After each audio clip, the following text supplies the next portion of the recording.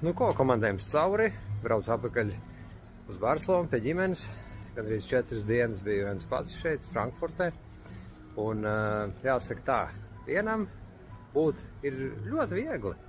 Viss rit pēc tava paša ritma, vai ne? Neviens tevi, kā teikt, netrigerē. Tagad tas vārdiņš moderni mums aizgājās arī latviešu valodā, vai ne? Neviens netrigerē, neviens nesaka, ko darīt, kā darīt.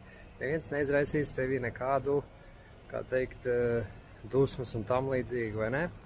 Un, ja tu esi viens, tad tavas traumas tur guļ apakšā, un viņām nav, kā teikt, iemesls, ne iespēja iznākt ārā. Un tikai tad, ka parādās tev attiecības un bērni un tam līdzīgi, tad tu tiec triggerēts non-stopā, un tad tev viss besi, un tad tu gribi aizmukt, vai ne?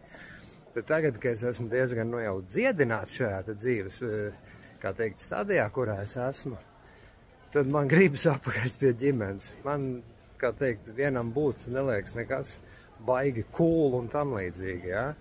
Man tieši patīk tās ikdienas situācijas, kuras tev nepārtraukti testē tev, kā teikt, cik tu esi izturīgs vai ne, mentāli stabils un noturīgs, un tas arī, kā teikt, izrauj ārā visādas traumiņas, mini-traumiņas un tam līdzīgi, un tad tu saproti, pie tā vēl jāpiestrādā. Tādās situācijās bišķi tur sadusmojos, vai ne? Un tā kā, jā, vienam būt ir super viegli, un tāpēc arī daudz cilvēku mūsdienās izvēlās, kā teikt, nebūt ilgtermiņa attiecībās un tam līdzīgi.